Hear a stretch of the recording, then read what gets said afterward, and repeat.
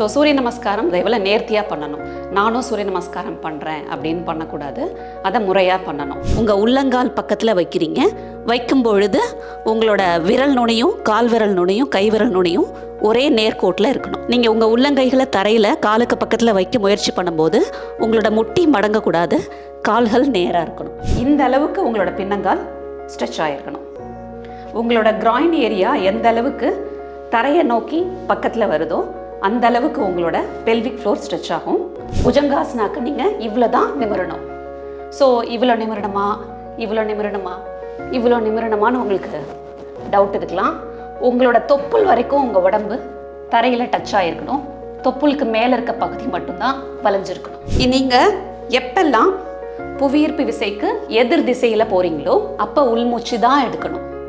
எப்பெல்லாம் புவியீர்ப்பு விசையை நோக்கி போகிறீங்களோ அப்போ வெளிமூச்சு தான் எடுக்கணும். டெய்லியும் ஜிம்முக்கு போனால் எந்த அளவுக்கு ஒரு ஸ்ட்ரென்த் கிடைக்குமோ அந்த அளவுக்கு ஒரு ஸ்ட்ரென்த் தினசரி வாழ்க்கையில் சூரிய நமஸ்காரம் பண்ணதாலேயே அவங்களுக்கு கிடைச்சிருக்கும்.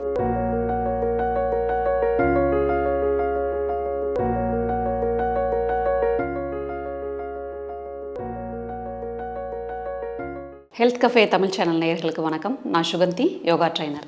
இன்றைக்கி நம்ம சூரிய நமஸ்காரம் எவ்வளோ நேர்த்தியாக பண்ணணும், எதுக்காக பண்ணுறோம், அதோட பயன்கள் என்ன, அதை தான் பார்க்க போகிறோம். யோகானாலே எல்லாருக்கும் சூரிய நமஸ்காரம் அப்படிங்கிறது நல்ல ஒரு ஃபேமஸான ஒரு நேம். யோகானாலே சூரிய நமஸ்காரம் தான் பண்ணுவாங்கன்ட்டு.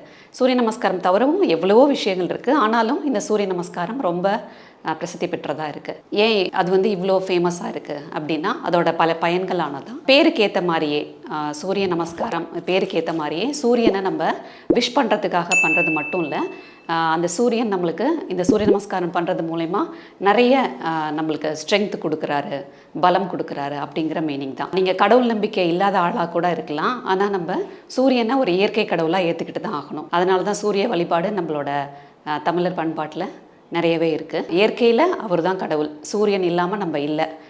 சூரிய சக்தி இல்லாமல் ஒரு புல் பூண்டு கூட நம்மளுக்கு முளைக்க முடியாதுன்னு தெரியும். ஸோ நீங்கள் கடவுள் நம்பிக்கை இல்லைன்னா கூட சூரியனை நீங்கள் கடவுளாக, இயற்கை கடவுளாக ஏற்றுக்கிட்டு தான் ஆகணும். ஸோ சூரியனை வழிபட இப்போது நீங்கள் மாடர்ன் சயின்ஸ் கூட என்ன சொல்லுது, சூரிய ஒளியில் நீங்கள் நின்னா தான் விட்டமின் டி உடம்புல நிறையா கிடைக்கும் அப்படிங்கிறது. அதை நம்ம ஒத்துக்கிறோம். ஸோ விட்டமின் டி நிறையா இருந்தால் தான் நீங்கள் சாப்பிட்ற கால்சியம் ஓட்டும் உங்களுக்கு ஒரு பலம் அப்போ தான் கிடைக்கும். சூரிய நமஸ்காரம் பண்ணும்போதும் நீங்கள் தினமும் சூரிய நமஸ்காரம் பயிற்சி பண்ணுறீங்க அப்படின்னா உங்களோட உடம்புல நோய் எதிர்ப்பு சக்தி அதிகமாகும். தலையிலேருந்து கால் வரைக்குமே உங்களுக்கு ரத்த ஓட்டம் நல்லா சீராக பாயும். ரொம்ப காலமாக தினமும் சூரிய நமஸ்காரம் பயிற்சி பண்ணுறவங்களை நீங்கள் பார்த்தீங்கன்னா ரொம்ப திடகாத்திரமாக ஆரோக்கியமாக இருப்பாங்க. அதிகமாக பண்ணணும்னு அவசியம் இல்லை. ஒரு நாளைக்கு 6 முறையாவது நீங்கள் சூரிய நமஸ்காரம் பண்ணுறது உங்களோட ஆரோக்கியத்தை கன்ஃபார்ம் பண்ணி கொடுக்கும். ஸோ சூரிய நமஸ்காரம் எவ்வளோ நேர்த்தியாக பண்ணணும். நானும் சூரிய நமஸ்காரம் பண்ணுறேன் அப்படின்னு பண்ணக்கூடாது, அதை முறையாக பண்ணணும். எவ்வளோ முறையாக பண்ணணுங்கிறது தான் இன்றைக்கி நான் உங்களுக்கு சொல்லிக் கொடுக்க போகிறேன். ஸோ ஒரு போஸ்ட்லேயும் நீங்கள் உள்மூச்சு வெளிமூச்சு கரெக்டாக எடுக்கணும். உள்மூச்சு வெளிமூச்சு எப்படி ஞாபகம் வச்சுக்கணும் அப்படிங்கிறதையும் நான் வீடியோ கடைசியில் நான் சொல்கிறேன். ஸோ நீங்கள் சூரிய நமஸ்காரம் பண்ண ஆரம்பிக்கும் போது நீங்கள் காலையில் சூரிய நமஸ்காரம் பயிற்சி பண்ணிங்கன்னா நீங்கள் கிழக்கு திசையை நோக்கி நிற்கணும். இதையே நீங்கள் மாலையில் சூரிய நமஸ்காரம் பயிற்சி பண்ணுறீங்கன்னா நீங்கள் மேற்கு திசையை நோக்கி நிற்கணும். சூரியன் எந்த பக்கம் இருக்காரோ அந்த பக்கத்தை நீங்கள் நோக்கி சூரியனை நமஸ்காரம் பண்ணிவிட்டு நீங்கள் பயிற்சி ஆரம்பிக்கிறீங்க அப்படிங்கிற ஒரு அர்த்தம் தான். உங்கள் வீட்டு சுவர்லேருந்து சூரியன் உங்களுக்கு தெரியாமல் இருக்கலாம், பட் அவர் இருக்க திசையை நோக்கி தான் நீங்கள் பயிற்சி ஆரம்பிக்கிறோம். காலையில் நம்ம பயிற்சி பண்ணுறோம், அதனால் நம்ம கிழக்கு திசையை நோக்கி நின்றுக்கலாம். மேட்டுக்கு ஃப்ரண்ட்டில் நீங்கள் நிற்கும் போது உங்கள் கால்களுக்கு இடைவெளி இருக்கக்கூடாது. 2 கால்களையும் சேர்த்து வச்சுக்கிறீங்க. ஒரு நமஸ்காரத்தோடு தான் நீங்கள் ஸ்டார்ட் பண்ணணும். அந்த நமஸ்காரமும் ஏனோ தானன்னு வைக்கக்கூடாது. உங்களோட முழங்கையிலேருந்து இன்னொரு முழங்கை வரைக்கும் நேர்கோட்டில் இருக்கணும். நெஞ்சுக்கு நேராக நீங்கள் நமஸ்காரம் பண்ணணும். நீங்கள் ஒரு நாளைக்கு குறைஞ்சது 6 தடவையிலேருந்து 12 முறை வரைக்கும் நீங்கள் சூரிய நமஸ்காரம் பண்ணலாம். ஒரு முறையும் நீங்கள் வணங்கணும்னு அவசியம் இல்லை. ஆனால் முதல் முறை நீங்கள் ஆரம்பிக்கும் போது சூரியனை வாயை திறந்து நீங்கள் வணங்கிட்டு தான் ஆரம்பிக்கணும். அது உங்களோட தாய்மொழியில் இருக்கலாம், இல்லாட்டி ஓம் சூர்யாய நமக அப்படின்னு ஒரு பொதுமொழியில் இருக்கலாம். சூரியனுக்கு வணக்கம்னு உங்கள் தாய்மொழியில் கூட சொல்லிக்கலாம். ஆனால் வாயை திறந்து நீங்கள் நமஸ்காரம் பண்ணிட்டு தான் ஆரம்பிக்கணும். ஒரு முறையும் நமஸ்காரம் பண்ணணும்னு அவசியம் இல்லை. முதல் தடவை மட்டும் நீங்கள் வணங்கிட்டு தான் நீங்கள் ஆரம்பிக்கிறீங்க. சூரியனுக்கு வணக்கம். உள்மூச்சு ஹஸ்த உத்தனாசனா. உங்களோட 2 உள்ளங்கைகளும் மேலே பார்த்த மாதிரி இருக்கட்டும். நீங்களும் மேலே தான் பார்க்கணும். உங்களோட முட்டி மடங்கக்கூடாது. உங்களால் உங்கள் முதுகை எவ்வளோ வளைக்க முடியுமோ வளைக்கிறீங்க. வெளிமூச்சு ஹஸ்த உத்தனாசனா. கீழ் நோக்கி வரீங்க. உங்களோட 2 உள்ளங்கையையும் உங்கள் உள்ளங்கால் பக்கத்தில் வைக்கிறீங்க. வைக்கும் பொழுது உங்களோட விரல் நுனியும் கால் விரல் நுனியும் கை விரல் நுனியும் ஒரே நேர்கோட்டில் இருக்கணும். நீங்கள் உங்கள் உள்ளங்கைகளை தரையில் காலுக்கு பக்கத்தில் வைக்க முயற்சி பண்ணும்போது உங்களோட முட்டி மடங்கக்கூடாது, கால்கள் நேராக இருக்கணும். உங்களோட நெத்தி உள்ள கால் முட்டியோட இணையறதுக்கு முயற்சி பண்ணணும். உள்மூச்சு வலது காலை பின்னாடி எடுக்கிறீங்க. அஸ்வ சஞ்சலனாசனா. இதில் நிறைய விதிமுறைகள் இருக்குது. உங்களோட முன்னங்கால் எப்படி இருக்கணும், பின்னங்கால் எப்படி இருக்கணும். உங்களோட முன்னங்கால் 90 டிகிரியில் இருக்கணும், எல் ஷேப்பில் இருக்கணும். உங்களோட பின்னங்கால் யாரோ உங்கள் காலை பின்னாடியிலேருந்து பிடிச்சி இழுத்தாங்கன்னா எந்த அளவுக்கு ஸ்ட்ரெச் ஆகுமோ அந்த அளவுக்கு ஸ்ட்ரெச் ஆகணும். இதை எப்படி 90 டிகிரியில் வச்சுருக்கீங்களோ அதே மாதிரி பின்னங்காலையும் 90 டிகிரியில் வைக்கக்கூடாது. இந்த அஸ்வசஞ்சலனாசனா போஸ் எதுக்காக பண்ணுறோமோ அது சால்வ் ஆகாது. ஸோ யாரோ உங்களை பிடிச்சி இழுக்கிற மாதிரி, உங்களோட பின்னங்காலை பிடிச்சி இழுக்கிற மாதிரி நீங்கள் கற்பனை பண்ணிக்கணும். இன்னும் பிடிச்சி இழுக்கிறாங்க, இன்னும் இழுக்கிறாங்க. இந்த அளவுக்கு உங்களோட பின்னங்கால் ஸ்ட்ரெச் ஆகிருக்கணும். உங்களோட கிராயின் ஏரியா எந்த அளவுக்கு தரையை நோக்கி பக்கத்தில் வருதோ அந்த அளவுக்கு உங்களோட பெல்விக் ஃப்ளோர் ஸ்ட்ரெச் ஆகும். அதுதான் இந்த போஸோட பர்பஸ். இப்போயும் உங்களோட கை விரல் நுனியும் கால் விரல் நுனியும் ஒரே வரிசையில் தான் இருக்கணும். முன்னங்கால் 90 டிகிரி, பின்னங்கால் கம்ப்ளீட் ஸ்ட்ரெச். உங்களோட கால் விரல்களை நீங்கள் நிமித்தி வைக்கக்கூடாது, இப்படி மட்டமாக தான் வைக்கணும். உங்களோட கண்ணுக்கு நேராக நீங்கள் நிமிர்ந்து பார்க்கணும். இந்த அளவுக்கு இப்படிலாம் பண்ணணுங்கிற அவசியம் இல்லை, கண்ணுக்கு நேராக நிமிர்ந்து பார்க்கணும். வெளிமூச்சு அதோமுக்கா. இப்போ உங்கள் பின்னங்காலை நிமித்திக்கிறீங்க. உங்களோட தலையை முழுவதுமாக உள்ளே கொண்டு போகிறீங்க. எந்த அளவுக்குன்னா உங்களோட உச்சந்தலை தரையை தொடுற அளவுக்கு. உங்களோட முட்டி மடங்கக்கூடாது, உங்களோட குதிகால் தூக்கக்கூடாது. முழு பாதமும் தரையில் இருக்கணும், முட்டி மடங்காமல் கால் நேராக இருக்கணும். உங்களோட உச்சந்தலை தரையை தொடுற அளவுக்கு உங்களோட முதுகு வளைஞ்சிருக்கணும். உள்மூச்சு பலகாசனா.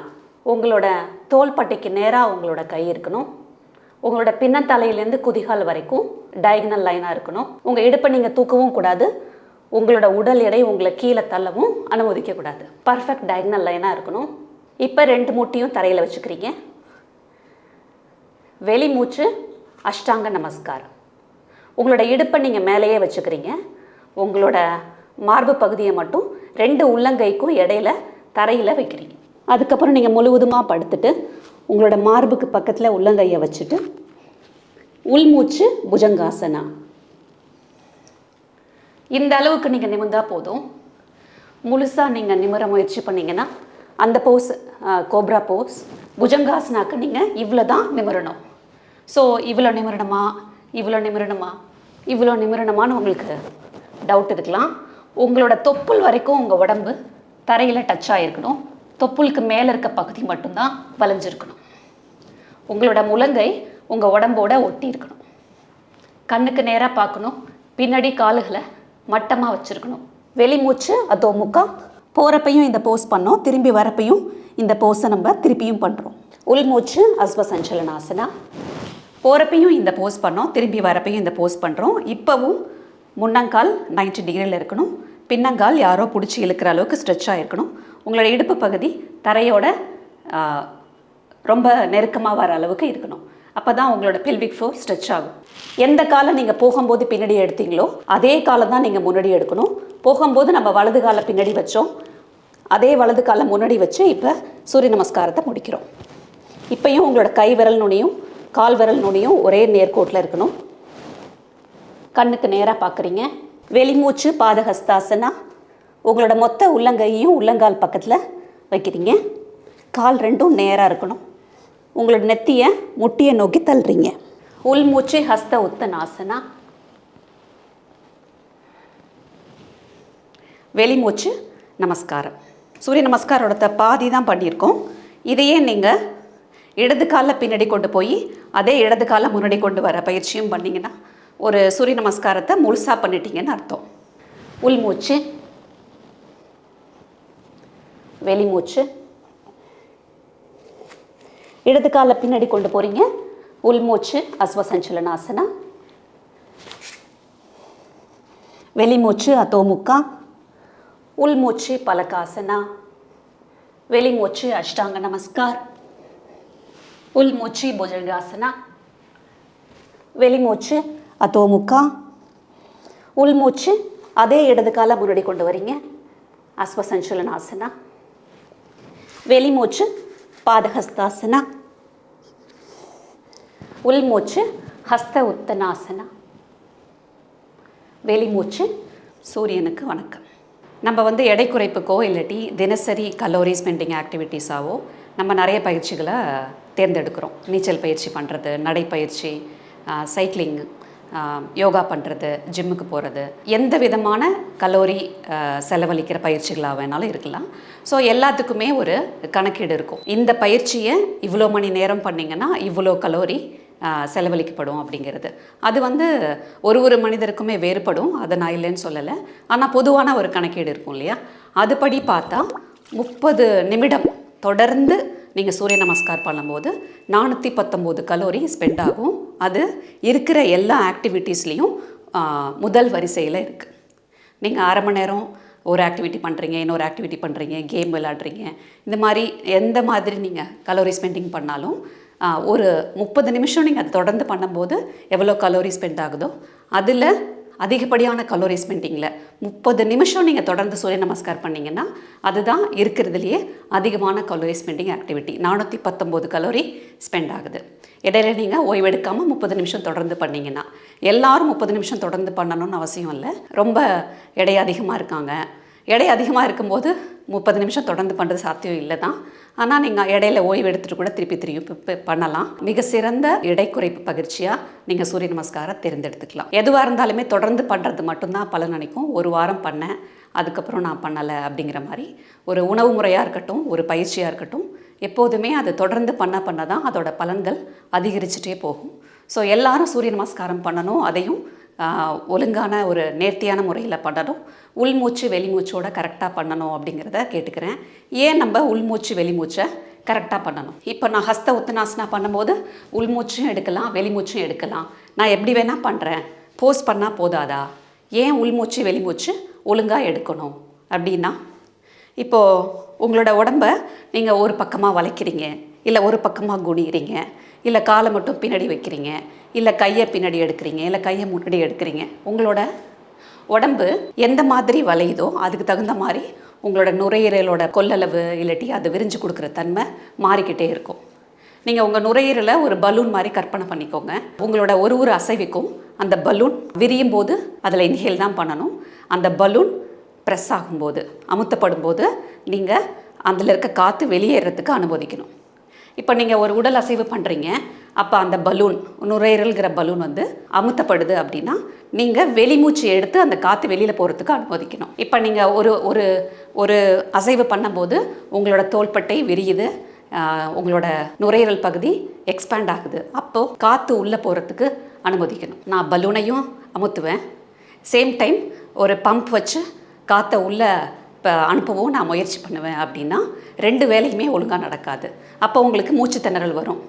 அதனால் உங்களோட பயிற்சி தடைபடலாம். ஸோ எந்த அசைவுக்கு உள்மூச்சு பண்ணணும், எந்த அசைவுக்கு வெளிமூச்சு பண்ணணுங்கிறத நீங்கள் கடைப்பிடிச்சிங்கன்னா இடையில மூச்சு வாங்கிறது, வாய் வழியாக மூச்சு விடுறது, அந்த மாதிரி பிரச்சனைகளும் வராது. மூச்சும் உடல் அசைவையும் நீங்கள் சேர்த்து பண்ணும்போது அதுக்கான பலன் ரொம்பவே அதிகமாக இருக்கும். ஸோ இந்த உள்மூச்சு வெளிமூச்சு எனக்கு ஞாபகம் வச்சுக்க முடியல, எந்த அசைவு பண்ணும்போது உள்மூச்சு, எந்த அசைவு பண்ணும்போது வெளிமூச்சு பண்ணுறதுங்கிறத என்னால் ஞாபகம் வச்சுக்க முடியல. எப்போதும் யாராவது எனக்கு குறிப்பு சொல்லிக்கிட்டே இருப்பாங்களா, யாராவது எனக்கு இன்ஸ்ட்ரக்ஷன் கொடுத்துட்டே இருப்பாங்களா அப்படின்னா, சூரிய நமஸ்காரத்துக்கு மட்டும் இல்லை, நீங்கள் எந்த மாதிரி யோகா பயிற்சி பண்ணாலும் சரி, இல்லை ஒரு ஜிம் ஒர்க் அவுட் பண்ணாலும் சரி, உடம்பை ஒரு விதமாக நீங்கள் அசைக்கிறீங்க, அசைவுகளை கொடுக்குறீங்க. ஸோ எந்த அசைவில் நீங்கள் உள்மூச்சு எடுக்கணும், எந்த அசைவில் நீங்கள் வெளிமூச்சு விடணுங்கிறத ஒரு 4 எளிய விதிமுறைகளை நீங்கள் ஞாபகம் வச்சுக்கலாம். ரொம்ப எளிதான விதிமுறைகள். முதல் விதிமுறை கிராவிட்டி, புவியீர்ப்பு விசை அப்படின்னு நீங்கள் ஒரு வார்த்தையாக ஞாபகம் வச்சுக்கோங்க, உங்களுக்கு ஈஸியாக மனசில் பதியலாம். 2வது விதிமுறை செஸ்ட், உங்களோட நெஞ்சு பகுதி. 3வது விதிமுறை ட்விஸ்ட், நீங்கள் எப்பெல்லாம் உங்களோட உடம்பை வளைக்கிறீங்க அப்படிங்கிறது 3வது விதிமுறை. 4வது உங்களோட முதுகு தண்டை நீங்கள் வளைக்கிறீங்களா இல்லை ரிலாக்ஸ் பண்ணுறீங்களாங்கிறது. ஸோ கிராவிட்டி புவியீர்ப்பு விசை, செஸ்ட் நெஞ்சு பகுதி, ட்விஸ்ட் உங்கள் உடம்பை வளைக்கிறது, ஸ்பைன் தண்டுவடம் முதுகு தண்டு. ஸோ இந்த 4 வார்த்தை நீங்கள் ஞாபகம் வச்சுக்கிட்டிங்கன்னா இந்த 4 எளிய விதிமுறைகளை நீங்கள் ஞாபகம் வச்சுக்கலாம். ஸோ முதல் விதிமுறைக்கு வரலாம். கிராவிட்டி புவியீர்ப்பு விசை. நீங்கள் எப்பெல்லாம் புவியீர்ப்பு விசைக்கு எதிர் திசையில் போகிறீங்களோ அப்போ உள்மூச்சு தான் எடுக்கணும். எப்பெல்லாம் புவியீர்ப்பு விசையை நோக்கி போகிறீங்களோ அப்போ வெளிமூச்சு தான் எடுக்கணும். இதை நீங்கள் இந்த ஹஸ்த உத்தனாசனா பாதஹஸ்தாசனாக்கு மட்டும் இல்லை, என்ன மாதிரி உடல் அசைவு பண்ணாலும் நீங்கள் இதை அதில் பொருத்தி பார்த்துக்கலாம். எப்பெல்லாம் நீங்கள் புவியீர்ப்பு திசைக்கு எதிராக போகிறீங்களோ அப்போல்லாம் இன்ஹேல் தான் பண்ணணும், உள்மூச்சு தான் எடுக்கணும். எப்பெல்லாம் புவியீர்ப்பு திசையை நோக்கி போகிறீங்களோ அப்போல்லாம் வெளிமூச்சு எடுக்கணும். 2வது விதிமுறை செஸ்ட். எப்பெல்லாம் உங்கள் செஸ்ட்டை நீங்கள் ஓப்பன் பண்ணுறீங்களோ அப்போல்லாம் நீங்கள் உள்மூச்சு எடுக்கணும். எப்பெல்லாம் உங்கள் செஸ்ட்டை நீங்கள் கான்ட்ராக்ட் பண்ணுறீங்களோ அமுத்துறீங்களோ, ஓகே, அது இருக்கிற மாதிரி நீங்கள் அமுத்துறீங்களோ அப்போல்லாம் நீங்கள் வெளிமூச்சு தான் எடுக்கணும். 2வது விதிமுறை. 3வது விதிமுறை ட்விஸ்ட். எப்பெல்லாம் உங்கள் உடம்பை நீங்கள் வளைக்கிறீங்களோ அப்போல்லாம் நீங்கள் வெளிமூச்சு தான் எடுக்கணும். அந்த ட்விஸ்டிலேருந்து நீங்கள் எப்போ ரிலீஸ் ஆகி நார்மல் பொசிஷனுக்கு திரும்பியும் வரீங்களோ அப்போ நீங்கள் உள்மூச்சு தான் எடுக்கணும். 3வது விதிமுறை. 4வது விதிமுறை தண்டுவடம். எப்பெல்லாம் உங்கள் தண்டுவடத்தை நீங்கள் வளைக்கிறீங்களோ, புஜங்காசனால நம்ம உள்மூச்சு எடுக்கிறோம், அப்போ நீங்கள் உங்கள் தண்டுவடத்தை வளைக்க முயற்சி பண்ணுறீங்க. உங்கள் தண்டுவடத்தை எவ்வளோ வளைக்கணுமோ வளைக்கிறீங்க. இப்போ நீங்கள் உள்மூச்சு தான் எடுக்கணும். இப்போ உங்கள் தண்டுவடத்தை நீங்கள் ரிலாக்ஸ் பண்ணுறீங்க, இப்போ நீங்கள் வெளிமூச்சு தான் எடுக்கணும். ஒரு 10 நாள் நீங்கள் என்ன மாதிரி அசைவு பண்ணாலும் அதோட நீங்கள் விதிமுறைகளை பொருத்தி பார்த்தீங்கன்னா உங்களுக்கு யாரும் உங்களுக்கு குறிப்பு கொடுக்கணும்னு அவசியம் இல்லை. எந்த அசைவோட உள்மூச்சு பண்ணணுமோ அதோட தான் உள்மூச்சு பண்ணுவீங்க, எந்த அசைவோட வெளிமூச்சு பண்ணணுமோ அதோட தான் வெளிமூச்சு பண்ணுவீங்க. இதில் பயிற்சி பண்ணும்போது மூச்சு திணறல் வராது. யோக பயிற்சி மற்ற உடல் பயிற்சியிலேருந்து எதனால் பெருசாக வித்தியாசப்படுது அப்படின்னா அதுக்கு நிறைய காரணங்கள் சொல்லலாம். அதில் முக்கியமான காரணம் யோக பயிற்சியில் உடல் அசைவுகளையும் மூச்சு உள்மூச்சு வெளிமூச்சையும் நம்ம சேர்த்து பண்ணுறோம். அதனால தான் இதோட பயன்கள் அதிகமாக இருக்குது. எந்த ஆசனா பண்ணாலும் நீங்கள் திரும்பும் போது உள்மூச்சோட வாங்க, வெளியில் வரும்போது வெளிமூச்சோட வாங்க, அந்த மாதிரி ஒரு குறிப்புகளோட தான் ஆசன பயிற்சிகளே இருக்கும். மூச்சு பயிற்சியை உடல் அசைவுகளோட நம்ம சம்மந்தப்படுத்தி பண்ணுறதுனால தான் இது உடலும் மனமும். ஸோ மூச்சு பயிற்சி மனம் சம்மந்தப்பட்டது, உடல் பயிற்சி உங்களோட உடம்பு சம்மந்தப்பட்டது. ஸோ உடலும் மனமும் சேர்ந்து ஒரு விஷயத்தை பண்ணுறதுனால தான் இதோட பலன்கள் அதிகமாக இருக்குது. இந்த 4 விதிமுறைகளும் எனக்கு கொஞ்சம் குழப்பமாக இருக்குது. புவியீர்ப்பு விசைக்கு மேலே போகும்போது உள்மூச்சா வெளிமூச்சான்னு நாங்கள் மாற்றி புரிஞ்சுக்கிறோம் அப்படின்னா இந்த 4 விதிமுறைக்கும் சேர்த்து நீங்கள் ஒரே ஒரு விதிமுறையாக இல்லாட்டி ஒரே ஒரு குறிப்பாக நீங்கள் ஞாபகம் வச்சுக்கணும் அப்படின்னா இந்த 4 விதிமுறையிலையுமே எப்பெல்லாம் உங்களோட நெஞ்சு பகுதி விரியுதோ அதில் உள்மூச்சு பண்ணுங்கள். எப்பெல்லாம் உங்கள் நெஞ்சு பகுதி சுருக்கமாகுதோ அப்பெல்லாம் வெளிமூச்சு பண்ணுங்கள். பலூன் விரியிறப்போ காற்றை உள்ளே அனுப்புங்க, உள்மூச்சு எடுங்க. எப்பெல்லாம் பலூன் அமுத்தப்படுதோ அப்பெல்லாம் அதில் இருக்க காற்று வெளியில் வரத்துக்கு அனுமதி கொடுங்க, வெளிமூச்சு எடுங்க. இந்த 4 விதிமுறையிலையுமே நீங்கள் பொருத்தி பாருங்கள். புவியீர்ப்பு விசைக்கு எதிராக போகும்போது உங்களோட நெஞ்சு பகுதி விரியுது, உள்மூச்சு தான் எடுக்கணும். புவியீர்ப்பு விசைக்கு நேராக போகும்போது உங்களோட நெஞ்சு பகுதி குறுகலாகுது, அப்போ நீங்கள் வெளிமூச்சு தான் எடுக்கணும். 2வது விதிமுறையே இந்த மொத்த பாயிண்டில் தான் இருக்குது. எப்பெல்லாம் உங்களோட ஷோல்டர் தோள்பட்டை விரியுதோ அப்போல்லாம் நீங்கள் உள்மூச்சு எடுங்க. எப்பெல்லாம் உங்களோட தோள்பட்டை குறுகலாகுதோ அப்போ அமுத்தப்படுது உங்கள் நுரையீரல், வெளிமூச்சு எடுங்க. ட்விஸ்ட்டு உங்களுக்கு ஈஸியாக புரிஞ்சிடும். இப்போ நீங்கள் உங்கள் உடம்பை வளைக்கிறீங்க. உங்கள் உடம்பை வளைக்கும்போது உங்களோட நுரையீரல் புளிகிற மாதிரி நீங்கள் உடம்பை திருப்பும்போது உங்களோட லங்ஸ் கான்ட்ராக்ட் ஆகுது, அப்போ காற்று வெளியில் தான் வரும்.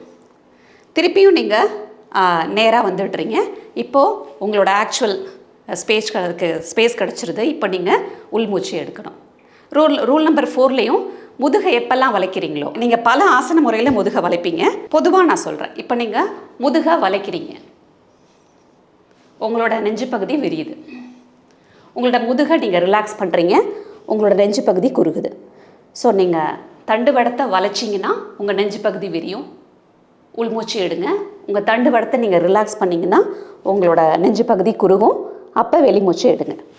ஸோ 4 விதிமுறையும் நீங்கள் தனித்தனியாக ஞாபகம் வச்சுக்க முடியலைன்னு நினச்சிங்கன்னா மொத்தமாக சேர்த்து ஒரே வார்த்தையில் நீங்கள் புரிஞ்சுக்கணுன்னா, எந்தெந்த அசைவுலலாம் உங்களோட தோள்பட்டை விரிஞ்சு உங்களுக்கு ஸ்பேஸ் அதிகமாகுதோ, கொள்ளளவு அதிகமாகுதுன்னு தோணுதோ, அப்போல்லாம் நீங்கள் உள்மூச்சு எடுக்கணும். எந்தெந்த அசைவுகளெல்லாம் உங்கள் தோள்பட்டை சுருங்கி உங்களுக்கு நுரையீரல் அமுத்தப்படுதுன்னு நீங்கள் நினைக்கிறீங்களோ அப்போ வெளிமூச்சு எடுத்துருங்க. எளிதான பயிற்சி. இந்த சூரிய நமஸ்காரம் நீங்கள் டெய்லியும் பண்ணும்போது, தினமும் நீங்கள் பயிற்சி பண்ணிங்கன்னா, ஒரு வாரத்தில் நீங்கள் கண்கூட பார்க்குற பலன்கள் வேறையாக இருக்கும். ஒரு மாதம் கழித்து நீங்கள் பார்க்குற பலன்கள் வேறையாக இருக்கும். வருஷக்கணக்காக சூரிய நமஸ்காரம் பண்ணுறவங்க அவங்கக்கிட்ட நீங்கள் கேட்டு பாருங்கள். அவங்களோட நோய் எதிர்ப்பு சக்தியாக இருக்கட்டும், உடல் வலுவாகிறதா இருக்கட்டும், எல்லாமே அதிகமாக இருக்கும். டெய்லியும் ஜிம்முக்கு போனால் எந்த அளவுக்கு ஒரு ஸ்ட்ரென்த் கிடைக்குமோ அந்த அளவுக்கு ஒரு ஸ்ட்ரென்த் தினசரி வாழ்க்கையில் சூரிய நமஸ்காரம் பண்ணதாலேயே அவங்களுக்கு கிடைச்சிருக்கும். ரத்த ஓட்டம் அதிகமாகும். உள்ளுறுப்புகளுக்கெல்லாம் சேர்த்து தான் அந்த ரத்த ஓட்டமும் கிடைக்குது. ஹார்மோன்ஸ் எல்லாம் பேலன்ஸ் ஆகும். இப்போ நீங்கள் எந்த மருத்துவ முறையாக எடுத்துக்கலாம். யாருமே யோகா பண்ண வேண்டான்னு சொல்கிறது கிடையாது. ஆயுர்வேதமாக இருக்கட்டும், சித்தாவாக இருக்கட்டும், ஆங்கில மருத்துவமாக இருக்கட்டும், ஹோமியோபதியாக இருக்கட்டும், யுனானி இருக்கட்டும், உலகத்தில் எந்த முறையான மருத்துவ முறையாக இருக்கட்டும், அவங்க யாருமே யோகா பண்ண வேண்டாம்லாம் சொல்கிறதில்ல. எல்லாருமே யோகா பண்ண சொல்லி பரிந்துரைக்கிறாங்க. அப்படின்னா இதில் நம்ம இன்னும் புரிஞ்சுக்க தவற அறிவியல் நிறைய இருக்குது. ஸோ எல்லாரும் யோகா பண்ணுங்க, முக்கியமாக சூரிய நமஸ்காரம் பண்ணுங்க. நன்றி, வணக்கம். இந்த வீடியோ உங்களுக்கு பிடிச்சிருந்தா லைக் பண்ணுங்க, ஷேர் பண்ணுங்க, கமெண்ட் பண்ணுங்க. மறக்காம ஹெல்த் கஃபே தமிழ் சேனலை சப்ஸ்கிரைப் பண்ணிட்டு பெல் பட்டனை கிளிக் பண்ணிடுங்க.